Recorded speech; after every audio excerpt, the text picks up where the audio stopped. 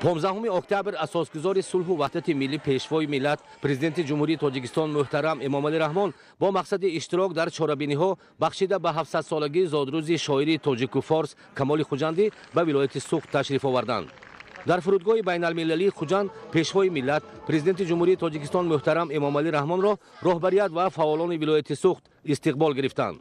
نمایندگان قشرهای گوناگون جامعه ولایت سوخت، اهل علم و فرهنگ و ادب، زیاییان، زنان و دختران و جوانان پرزیدنت جمهوری تاجیکستان پیشوای محبوب خود را با صمیمیت افزون روحی بالیده و فضای شکوهمندی پذیرایی نمودند. مورد ذکر است که در دوران صاحب استقلالی فضای صلح و ثبات سرتاسری مملکت که با جهد و تلاش بی‌واسطه پرزیدنت کشور محترم امامعلی رحمان به وجود آمده است، شهر و ناحیه‌های ولایت سوخت آباد و زیبا و شرایط زندگی ساکنان بهتر می‌گردد. اهل جامعه ولایت سوخت به سهم بی‌نظیر پیشوای ملت محترم امامعلی رحمان در برقرار کردن صلح و ثبات در کشور سرجم نمودن خلق تاجیک ارج می‌گذارند.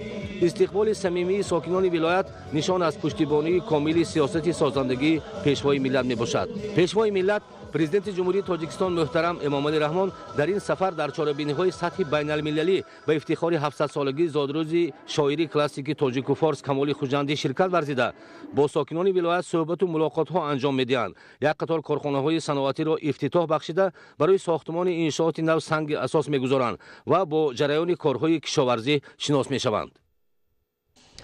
امروز